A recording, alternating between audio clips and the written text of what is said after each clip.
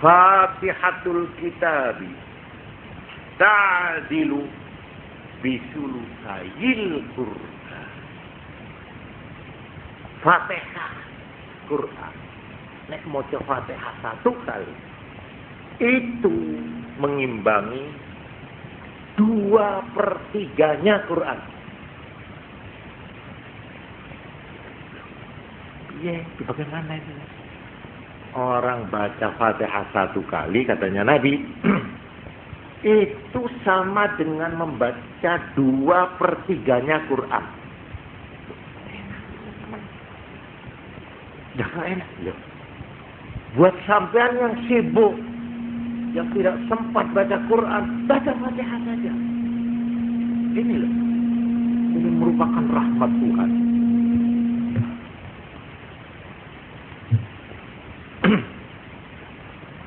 Ini hadis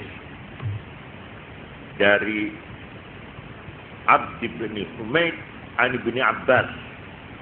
Dari sahabat Abdullah ibnu Abbas yang mengatakan pahalanya orang membaca Fatihah itu sama dengan pahalanya membaca Quran 2/3-nya. Ini kalau kita lihat sepintas masuk akal itu ya apa sih? Ya memang. Kalau mau dimasukkan akal, kita harus lihat Fatihah itu apa. Seluruh isi Quran yang 30 juz itu diringkus dalam Fatihah. Yang terdiri hanya dari 7 ayat. Jadi 7 ayat ini merupakan preambel. Fatihah itu mukaddimah. Pendahuluan, pembukaan dari Quran yang tebal itu. Seluruh isi kandungan Quran itu secara padat sudah dimasukkan di dalam Fatihah yang terdiri dari 7 ayat. Memang ada salah satu segi yang perlu diperhatikan ya. Bahwa Quran itu termasuk mukjizat. Artinya sesuatu yang istimewa ya. Yang membuat orang tidak mampu mengimbanginya. Quran itu disebut mukjizat. Mukjizat itu artinya mengalahkan, melemahkan pikiran, akal. Quran itu merupakan tantangan. Siapa yang tidak percaya bahwa Quran ini dari Tuhan, ayo coba bikinlah seperti Quran ini. Nah, ini segi mukjizatnya Quran itu ada 3. Satu dari segi bahasanya. Ya, bahasanya. Ini kalau yang tidak ngerti bahasa Arab ya tidak ngerti. Dari segi bahasa. Keindahan bahasanya. Kedua, caranya penyusunan redaksinya ya. Apa itu namanya? Urutannya ya, urutannya ayat demi ayat. Nomor 3, padatnya isi. Isinya begitu padat, hampir tidak ada sesuatu yang tidak dimuat di dalam Quran yang ada kepentingannya dengan manusia. Oleh karena itu Quran tidak pernah habis-habis digali orang. Ibarat sumber tidak pernah kering Quran. Mulai sejak zaman Nabi sampai sekarang tetap digali, diselidiki dan tidak pernah kering. Nah, ini mukjizat. Ada lagi mukjizat yaitu segi spiritualnya, segi kerohaniannya Quran. Dia mempunyai khasiat, punya pengaruh-pengaruh. Ya kalau cara Jawa itu punya khasiat lan malati. Malati apa malati? Pokoknya orang kalau menghina Quran, sekalipun dengan bentuk umpamanya Quran dilinggui, diuyui, dinyek, dino, wong ku kok nemu blai. Ya mbuh dheke, mbuh anake. Mbuh apa ini satu kepercayaan. Ya. Sebaliknya, kalau orang dengan baik membaca Quran, sekalipun tidak ngerti maknanya, dia baca, demi ini adalah firman Tuhan. Katakanlah surat dari Tuhan. Saya ingin ikut membacanya. Atau dia apalagi mengerti itu ya, tidak ngerti pun, itu dianggap ibadah. Segi-segi yang positif dari baca Quran itu ada. Ini di sini mukjizatnya. Kalau tidak, ya sama dengan yang lain, tidak ada apanya, tidak ada artinya apa-apa Quran itu. Kalau tidak ada segi-segi mukjizatnya. Ini pernah ditantang ya. Orang Arab yang sudah tinggi kesusastraannya itu, suruh bikin satu surat saja. Itu ternyata sampai sekarang tidak ada yang sanggup yang memenuhi syarat-syarat keindahan, kesusastraan dan kesenian ya, bahasa Arab ini. Jadi saya kembali lagi. Sabda Nabi ini tentang Fatihah ini saya kebetulan baca kok, saya pikir-pikir. Ini dari Ibnu Abbas. Ada lagi ini yang mengenai Fatihah ini. Dari Imran bin Husain, seorang sahabat Nabi. Ya, coba dengarkan aja lah. Saya tirukan nih. Fatihatul Kitabi wa ayatul kursi. Fatihah Quran dan ayat kursi. La yaqra'u ma 'abdun. Tidak membaca keduanya abdun, seorang hamba, fidarin, di dalam satu rumah, baca Fatihah dan ayat kursi di rumah, fayusibahum dzalikal yauma, kok rumah itu penduduknya terkena pada hari itu oleh ainu insin au jinnin, oleh gangguan manusia atau jin. Tidak bisa. Itu artinya orang baca Quran dan ayat kursi, ya, Fatihah dan ayat kursi itu mempunyai kekhususan. Itu ditakuti atau menjadi penangkal daripada kekuatan-kekuatan gaib dari setan dan jin. Oleh karena itu ada ini dari Abu Sa'id Al-Khudri, sahabat Nabi. Itu waktu ada orang sakit. Ini zaman Nabi itu, dia keliling. Ya, jalan-jalan sampai di satu desa, kepala desanya itu sakit sudah lama, tidak ada obat. Nah ini si sahabat Abu Sa'id ini ada dengan teman-temannya. Terus orang yang punya rumah itu putusan, coba-coba barangkali sahabat Nabi itu bisa mengobati gitu. Terus akhirnya disilahkan. Lah ini tidak ngerti apa-apa, dungo orang iso, ini tidak iso, dan memang tidak pernah jadi katakanlah dukun, itu tidak pernah. Tukang suwo yonda. Cuma dia ingat pada waktu dia disuruh maju, ini sampean mau, sebab yang paling tua itu di antara rombongan itu.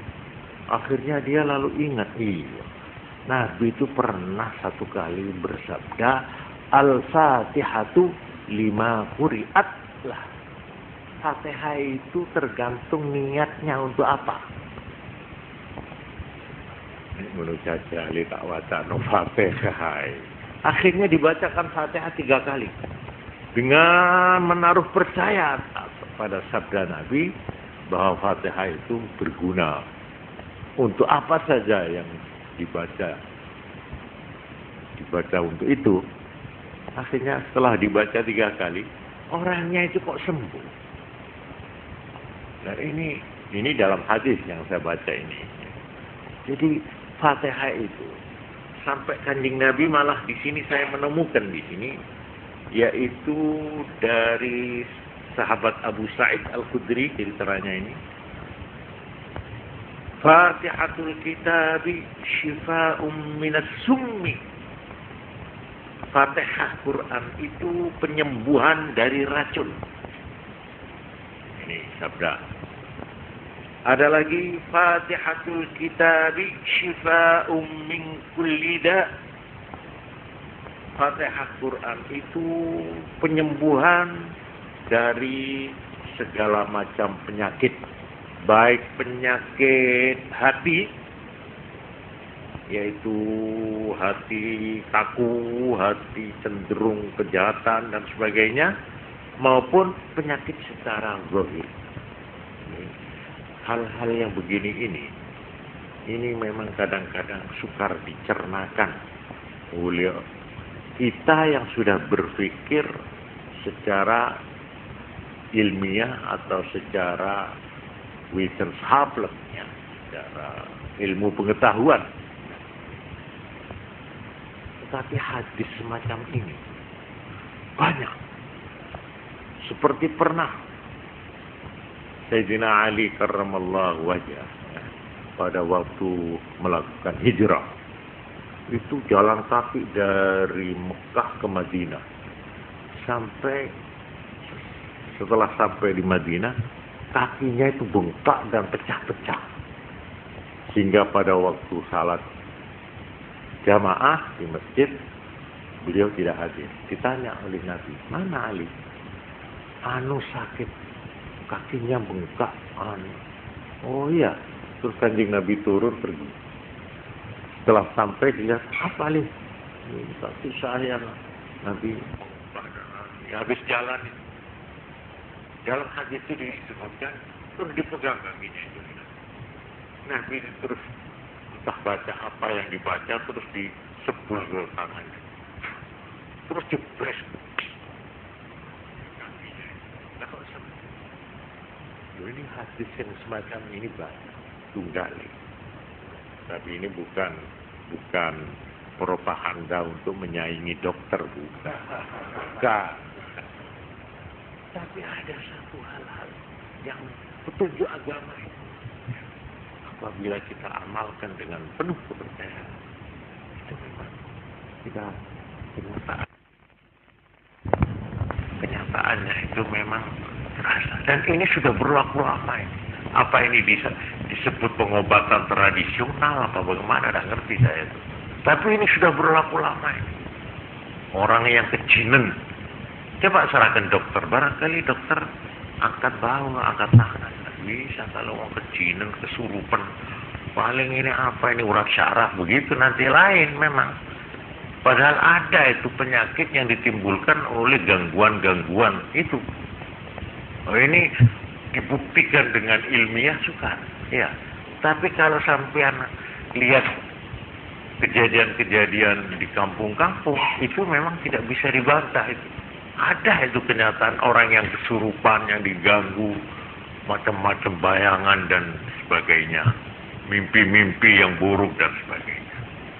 Dan saya kembali lagi kepada Fatihah yang mempunyai pahala demikian itu.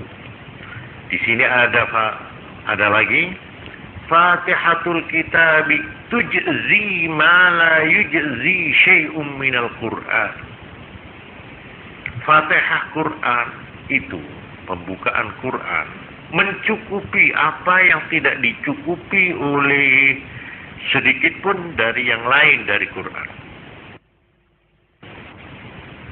Oleh karena itu, menurut Imam Syafi'i, orang sembahyang itu kalau tidak baca Fatihah, ya, itu tidak sah, tidak mencukupi.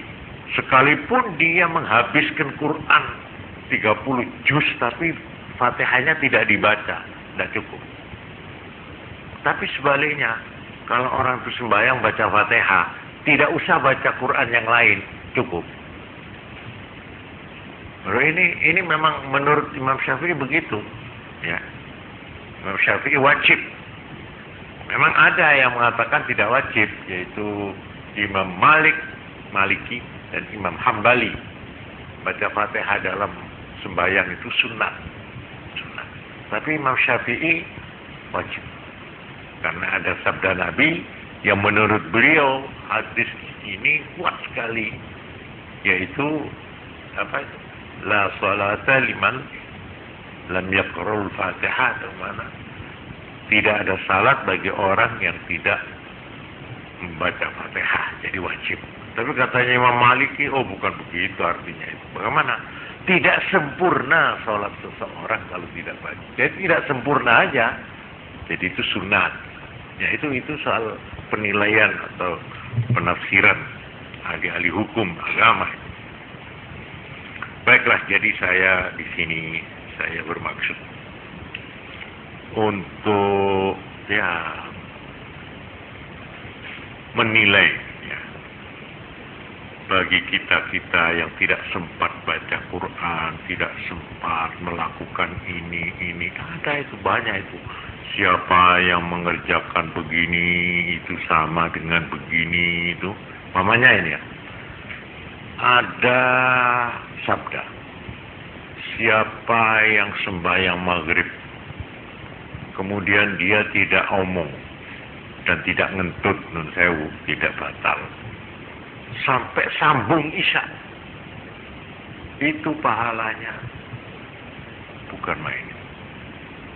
Ibaratnya orang topo setahun masih tinggi itu nilainya. Itulah bertapa menurut Islam itu, yaitu topo. Itu tidak perlu ke gua-gua atau ke gunung, puncak gunung. Satu, ini antara maghrib dan isya sambungin. Ojo diseling omong, ojo disela-selani omong sing liyo-liyo. Nah, kalau baca Quran boleh atau zikir boleh. Itu satu. Dua, nek bar salat subuh ojo omong, ojo batal nganti terbit matahari. Itu juga nilainya tinggi sekali. Ini saya hanya sekedar contoh. Topo lagi yang menurut Islam, yaitu yang namanya iktikaf. Orang yang berdiam di masjid, sekalipun hanya sebentar, dengan niat iktikaf. Iktikaf itu ibadah. Baik buat wanita juga bisa. Jadi kalau kita ingin mengheningkan hati, pikiran, atau mengheningkan cipta, itu caranya masuk ke masjid dengan niat iktikaf. Jadi waktu masuk ke masjid itu saya niat iktikaf.